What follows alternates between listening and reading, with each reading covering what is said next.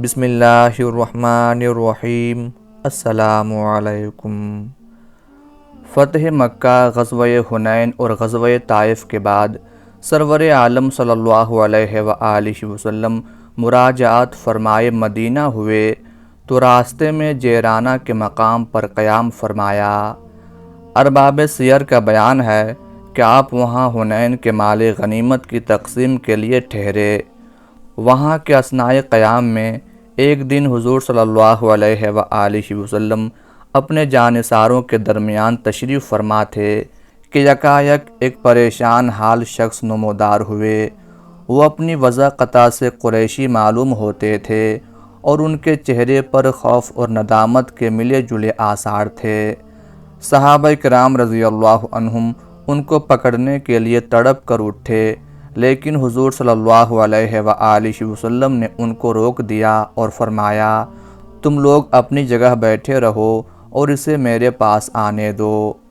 ان صاحب نے قریب آ کر بآواز بلند کہا، السلام علیک یا نبی اللہ، اشہد ان لا الہ الا اللہ و اشہد ان محمد رسول اللہ۔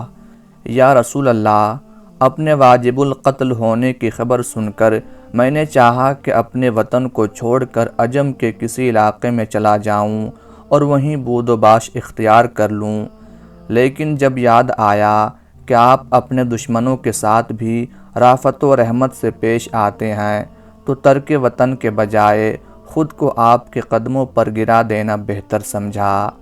یا نبی اللہ، ہم لوگ شرک میں مبتلا تھے، اللہ تعالیٰ نے آپ کی بدولت ہمیں ہدایت نصیب کی۔ میں سخت مجرم اور گنہگار ہوں اور اپنے گناہوں پر شرمسار ہوں۔ رحمت عالم صلی اللہ علیہ وآلہ وسلم نے اپنا سر اقدس جھکا لیا اور پھر فرمایا، میں تمہیں معاف کرتا ہوں، تم نے اسلام قبول کر لیا ہے، اللہ تمہارے ساتھ بہتر سلوک کرے۔ اسلام پچھلے گناہوں کو ختم کر دیتا ہے۔ حضور صلی اللہ علیہ وآلہ وسلم کا ارشاد سن کر ان صاحب کی جان میں جان آئی اور ان کی زبان پر بے اختیار تمہید و تحلیل جاری ہو گئی۔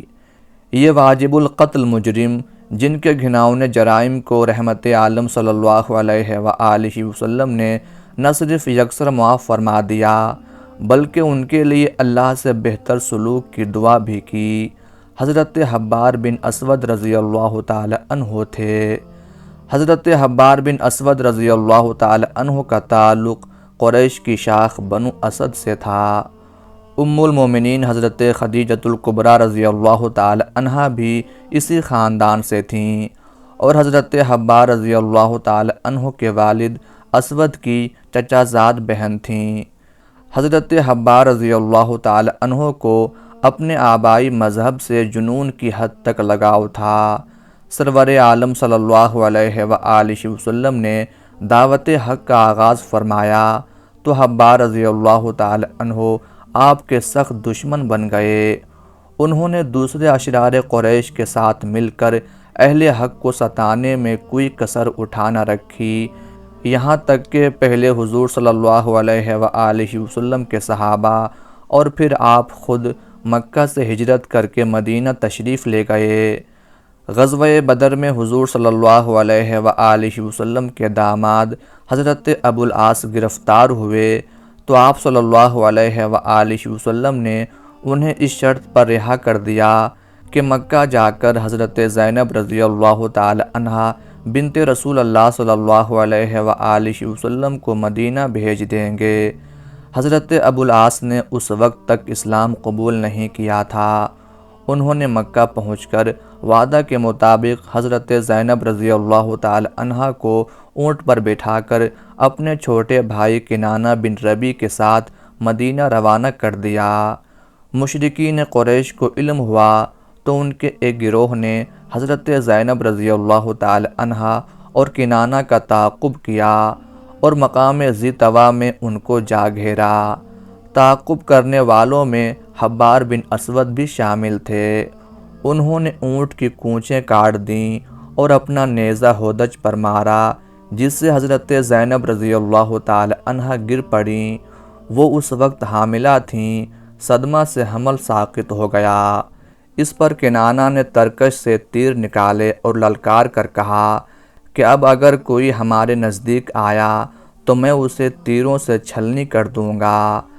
آخر ابو سفیان کے سمجھانے بجھانے پر اس وقت تو کنانہ حضرت زینب رضی اللہ تعالی عنہا کو واپس مکہ لے آئے، البتہ چند دن بعد پھر انہیں لے کر مدینہ کی جانب روانہ ہوئے۔ وادی ناہج میں پہنچے تو وہاں حضرت زید بن حارثہ رضی اللہ تعالی عنہ اور حضرت سلمہ بن اسلم انصاری رضی اللہ تعالی عنہ کو موجود پایا، جو حضرت زینب رضی اللہ تعالی عنہ کو لینے آئے تھے۔ چنانچہ حضرت زینب رضی اللہ تعالی عنہ انہی کے ساتھ مدینہ پہنچیں۔ سرور عالم صلی اللہ علیہ وآلہ وسلم کو حبار کی اس حرکت کا علم ہوا تو آپ صلی اللہ علیہ وآلہ وسلم کو سخت دکھ ہوا اور آپ نے صحابہ رضی اللہ عنہم سے فرمایا، حبار بن اسود جہاں ملے اسے آگ میں ڈال دو۔ پھر آپ صلی اللہ علیہ وآلہ وسلم نے فرمایا، تم لوگ ایسا نہ کرو کیونکہ آگ کا عذاب دینا اللہ تعالیٰ کا حق ہے۔ تاہم فتح مکہ کے موقع پر آپ صلی اللہ علیہ وآلہ وسلم نے حبار کو واجب القتل قرار دیا۔ اس پر وہ روپوش ہو گئے اور کچھ عرصہ بعد مقام جیرانہ میں بارگاہ رسالت میں حاضر ہو کر مشرف باسلام ہو گئے۔ حضرت حبار رضی اللہ تعالی عنہ اسلام لانے کے بعد کچھ دن مکہ میں رہے، پھر مدینے چلے آئے۔ یہاں بعض صحابہ کرام ان کو پچھلی حرکتوں پر ملامت کرنے لگے۔ انہوں نے بارگاہ رسالت میں شکایت کی تو حضور صلی اللہ علیہ وآلہ وسلم نے صحابہ کو ملامت کرنے سے منع فرما دیا اور حضرت حبار رضی اللہ تعالی عنہ مدینہ میں خوشگوار زندگی بسر کرنے لگے۔ ایک دفعہ رسول اکرم صلی اللہ علیہ وآلہ وسلم حبار بن اسود رضی اللہ تعالی عنہ کے مکان کی طرف سے گزرے تو اندر سے دف کے ساتھ گانے کی آواز آئی۔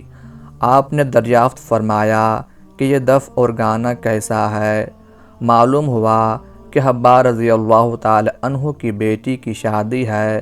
شاید گانا کچھ اس قسم کا تھا کہ حضور صلی اللہ علیہ وآلہ وسلم نے اسے ناپسند فرمایا۔ الاصابہ کی ایک روایت سے معلوم ہوتا ہے کہ بعد میں حضرت حبار رضی اللہ تعالی عنہ شام چلے گئے تھے اور وہیں مستقل اقامت اختیار کر لی تھی۔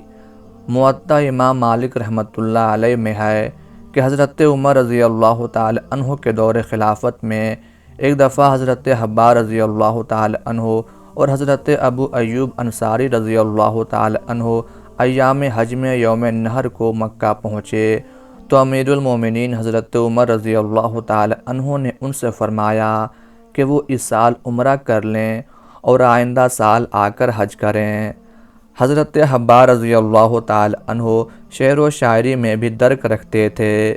اہل سیر نے ان کے سال وفات کی تصریح نہیں کی، لیکن قرائن سے معلوم ہوتا ہے کہ انہوں نے 15 ہجری کے بعد کسی وقت وفات پائی۔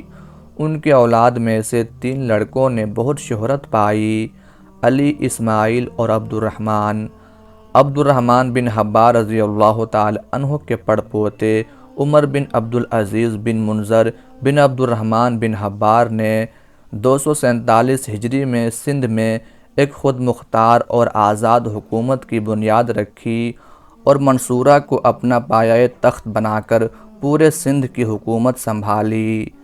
حباری خاندان نے سندھ پر 170 سال 247 ہجری سے 416 ہجری تک حکومت کی۔ ابن اسیر رحمۃ اللہ علیہ نے تاریخ الکامل میں لکھا ہے کہ دولت حباریہ کا آخری فرما روا مرتد ہو گیا۔ اس پر سلطان محمود غزنوی رحمۃ اللہ علیہ نے فتح سومنات کے بعد منصورہ پر حملہ کر کے اس حکومت کو ختم کر دیا۔ دولت حباریہ یعنی منصورہ کے خاتمے کے تقریباً 200 سال بعد حباری خاندان ہی کے ایک مرد درویش نے ملتان میں رشد و ہدایت اور علم و فضل کی مسند بچھائی اور اپنے فیوز و برکات سے ایک عالم کو مستفیض کیا۔ یہ تھے شیخ الاسلام خواجہ بہاؤالدین زکریا ملتانی رحمۃ اللہ علیہ۔